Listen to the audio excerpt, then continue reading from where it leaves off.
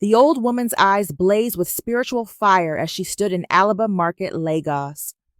Her weathered hands trembled as she watched the young girl drive away in her red Mercedes, laughing cruelly at the humiliation she had just caused. "You want to mock the poor?" Mama whispered, her voice carrying ancient power.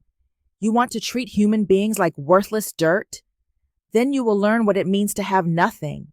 She raised her hands toward the sky, and spiritual forces began to stir. "Within 7 days, everything you have will disappear. Your family's wealth will vanish like smoke. You will know hunger, rejection, and what it feels like when people look down on you with disgust." Thunder rumbled despite the clear sky. Mama Kem had spoken. Victoria Adabio, 19, had never known a day of want. Her father, Chief Michael Adabio, was legendarily wealthy with oil companies, banks, and hotels across West Africa. Their Adra mansion had 22 rooms, 3 pools, and 15 luxury cars. Victoria was stunningly beautiful but defined by her cruelty toward anyone she considered beneath her. She treated servants like furniture, was rude to waiters, and was openly contemptuous of poor people. "Poor people are poor because they lack intelligence and ambition," she would say. "We're different from ordinary people because we're successful." Her friends felt uncomfortable, but never challenged her. Victoria was their social leader, and crossing her meant losing access to expensive parties and luxury trips. Victoria needed a teacher, and she was about to meet one on a Wednesday that changed everything. Victoria woke at 11:30 a.m. in silk sheets and decided to skip university classes to go shopping with her friends, Grace and Joy. Traffic near Alaba Market was terrible due to a broken trailer. Victoria had never entered the market, preferring air-conditioned malls. "This is so annoying," she muttered, honking aggressively at pedestrians. "These poor people need to learn how to organize properly." After 30 minutes of gridlock, Victoria decided to walk through the market to meet her friends on the other side. She stepped out in designer clothes and expensive jewelry, disgusted by the chaos around her. "This smells terrible," she announced loudly. "How do people shop in places like this? Everything is so dirty and chaotic." Her obvious wealth and discomfort marked her immediately. Market women noticed, but continued their business politely. Victoria interpreted every glance as judgment. She found her first target in Mama Rose, who was selling tomatoes. "Look at this," Victoria said loudly. "Everything looks wilted and old. No wonder poor people get sick. They eat food rich people would throw away." Mama Rose said calmly, "My vegetables are fresh. I picked them this morning." "Your farm?" Victoria laughed mockingly. "You mean some patch of dirt?" Real farms have modern equipment. More women gathered as Victoria climbed onto a wooden crate. "Listen carefully," she shouted. "Look at me, then look at yourselves. This is what success looks like. You people sell vegetables because you lack intelligence and ambition. I want you to remember the day Victoria Adabio showed you what real class looks like." The women stared in shock. Mama Rose raised her hand to stop angry responses. "Let her finish," she said. Victoria was encouraged. "Maybe some of you will learn and improve your miserable lives. There are different levels of human beings, people like me who lead and people like you who serve." As she prepared to leave, feeling triumphant, she faced someone who would change everything. Standing in the crowd was Mama Kem, different from all others. While other women looked hurt or angry, her face was completely calm. Her eyes held wisdom that seemed to see straight through Victoria's soul. Mama Kem had lost everything: husband, children, home. But instead of becoming bitter, she had become a healer. People came from across Lagos seeking her traditional medicine and spiritual wisdom. She helped everyone, charging nothing from those who couldn't afford it. "Wait, child," Mama Kim said softly but powerfully. "Before you go, why are you so angry?" "I'm not angry. I'm telling these people the truth. And what makes you think you know the truth about people you've never met? Victoria rolled her eyes. I can see they're poor and miserable. That's not judgment. That's observation. Tell me, child, what will you do if your money disappears? Victoria burst into laughter. Impossible. My father owns banks and oil companies. We have more money than we could spend in 10 lifetimes. But what if you lost everything tomorrow? Who would you be then? The question made Victoria uncomfortable. Her entire identity was built on wealth. That will never happen. People like me don't fall to your level. Mama Kim's expression grew sad. Child, you mock people who work harder in one day than you have in your entire life. You believe money makes you better than other humans. Worst of all, you've let wealth make your heart cold. Save your wisdom for people who need it, grandmother. Everyone needs wisdom, but some people only learn through hard lessons. Victoria felt a chill. Are you threatening me? I don't threaten anyone. But remember this day. Remember how you felt looking down on these people, because soon you will understand what it means to need help from others. You will know what it feels like when people look down on you. Victoria laughed. That will never happen. I am Victoria Adebayo. People like you will always be beneath people like me. She left with one final insult. Use your magic herbs to cure your own poverty. Mama Kim watched sadly as Victoria walked away. Then, so quietly only those nearby could hear, she said, Pride comes before destruction. This child will learn humility even through suffering. She raised her hands skyward, and spiritual forces older than memory began to stir. The curse was spoken.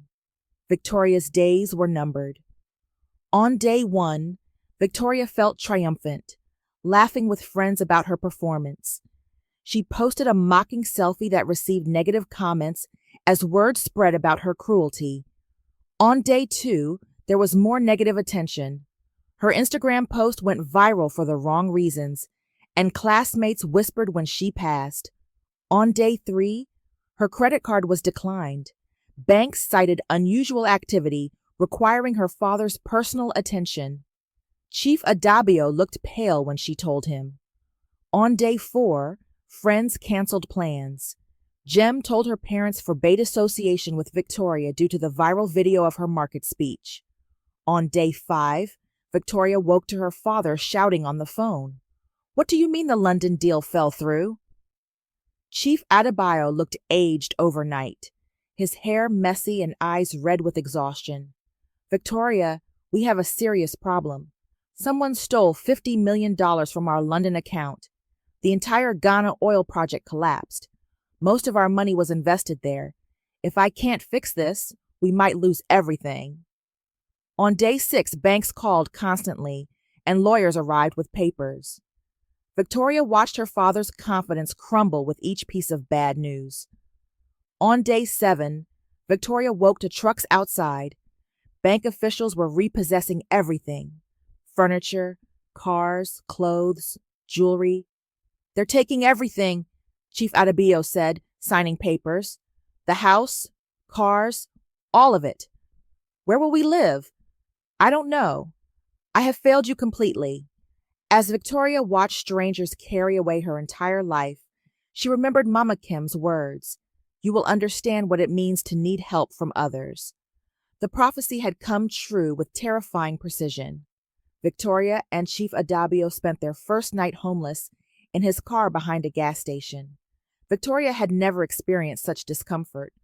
Cramped space, no air conditioning, security guards shining flashlights suspiciously. How did this happen so fast? Victoria whispered. I became greedy, her father replied. I thought money made us better than others. I was wrong about everything. Her former friends all refused help. My parents said I can't be involved. It's bad for our reputation. After a week sleeping in cars and under bridges, Victoria learned real hunger. Not the pleasant appetite before expensive meals, but hunger that made her stomach cramp and hands shake. She learned what it meant to smell bad with nowhere to bathe. Most painfully, she learned to beg. Please, sir, just a few naira for food, she would whisper outside shopping malls. Some ignored her. Others gave small amounts with pity, worse than rejection. A few recognized her from the viral video. This is what happens when you're heartless to poor people. After 3 weeks on the streets, Victoria was begging outside a supermarket when she heard, "Victoria? Is that really you?" It was Mama Rose, shocked at Victoria's appearance. Thin, dirty, wearing donated clothes. "We lost everything," Victoria cried. "Papa's business collapsed. We have nowhere to live." Mama Rose stared thoughtfully. This is strange. Rich people don't become poor so quickly unless they've been cursed.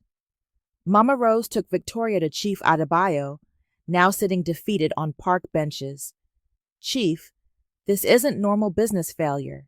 This is spiritual." When Victoria described her confrontation with Mama Kem, Mama Rose's eyes widened in fear. "You insulted Mama Kem?" Everyone in Lagos knows she has strong spiritual powers. She doesn't like using them to hurt people, but when someone shows extreme cruelty. They visited Pastor David, who prayed and confirmed, "There's definitely a spiritual blockage around your family. Only the person who created it can remove it. You must ask Mama Kem's forgiveness, genuine forgiveness from your heart." Victoria felt hope. "I'll apologize for everything." "But the forgiveness must be real," Pastor David warned. "If you're pretending to get money back, it won't work." When they reached Mama Kem's spot in the market, they found people crying and mourning. "Mama Kem died 4 days ago," an elderly man said sadly. "She was sick briefly, then passed peacefully. She was like a mother to all of us." Victoria fell to her knees crying hysterically. "She can't be dead. I need her forgiveness." "Then it's finished," Pastor David said gravely. "The curse cannot be reversed. Only Mama Kem could have lifted it." "But there must be something else," Victoria pleaded. "The spiritual world doesn't give second chances when someone dies with fresh memory of cruelty." Victoria realized she would remain poor forever, finally understanding the weight of consequences. Months passed. Together they begged for food, slept in abandoned buildings, and faced rejection from former friends. But Mama Rose, watching their genuine transformation, made an offer. "I have a small room behind my stall. You can stay if you're willing to work hard." Victoria's first instinct was to feel insulted, work in a market, but looking at her exhausted father, she accepted. "We'll do anything. Thank you for this chance." Victoria's first day was humbling beyond imagination. Waking at 4:30 a.m., washing vegetables, arranging displays. Her soft hands were soon red and sore. Market women remembered her cruelty. Look at the proud girl now doing the same work she called worthless. Victoria wanted to quit but forced herself to continue. She had promised to prove she'd changed. When a young mother brought a sick baby but had no money for hospital, Victoria watched Mama Rose give away their entire day's profit for the child's treatment. "Some things are more important than profit," Mama Rose explained. Victoria was stunned. She'd never seen such selfless generosity. Over weeks, Victoria discovered the market community's true wealth. Mama Grace supported 3 orphans on a small income. Brother Joseph gave free repairs to widows. Sister Mary fed hungry street children. These people she'd called failures were living lives of purpose and generosity that shamed her former lifestyle. When Victoria made a mistake with change, an angry customer shouted insults. Instead of defending herself, Victoria apologized humbly and gave extra vegetables. True strength isn't power to hurt others, Mama Rose taught. It's power to accept criticism and respond with kindness, even when others are unkind. Victoria began understanding that real strength came from service, not dominance. 3 months later, David Okafor from her wealthy past found her in the market. "Victoria, what are you doing here? This can't be your life." When he offered her a job to escape market work, Victoria surprised everyone, including herself. "Thank you, but I'm happy where I am." "Happy?" living in a slum surrounded by poor people. I've finally found who I am, Victoria replied calmly. Someone who treats everyone with respect, finds joy in honest work, and helps others rather than looking down on them. David left disgusted, but the market women were amazed. Victoria had chosen community over comfort, love over status. 6 months later, Inspector Johnson from the Economic Crimes Commission found them with incredible news. We've recovered most of your stolen money. International criminals have been arrested. You can get everything back. Victoria and Chief Adebayo wept with joy. But when asked what they would do with the restored wealth, Victoria's answer surprised everyone. We'll help people make this market better, help traders expand, build schools for their children. They used the recovered wealth to establish microcredit programs, build a modern clinic, and construct a school. Victoria finished university while volunteering weekends in the market. Most importantly, they never forgot the lessons learned during poverty. A year later, Mama Jennifer approached Victoria with something wrapped in cloth, a beautiful wooden carving. This belonged to Mama Kim. She asked me to give it to someone who understood its meaning. Victoria held the carving of a woman and child with trembling hands. It represents love and forgiveness, Mama Jennifer explained. Mama Kim told me about your confrontation. She saw something good in you that you couldn't see, capacity for love hidden under pride. She saw that even when I was horrible. The curse wasn't meant to destroy you. It was meant to save you. She knew only by losing everything could you find what was truly valuable. Victoria wept, finally understanding Mama Kim's wisdom. Years later, as an old woman, Victoria would sit in the market telling new generations, every person carries light inside.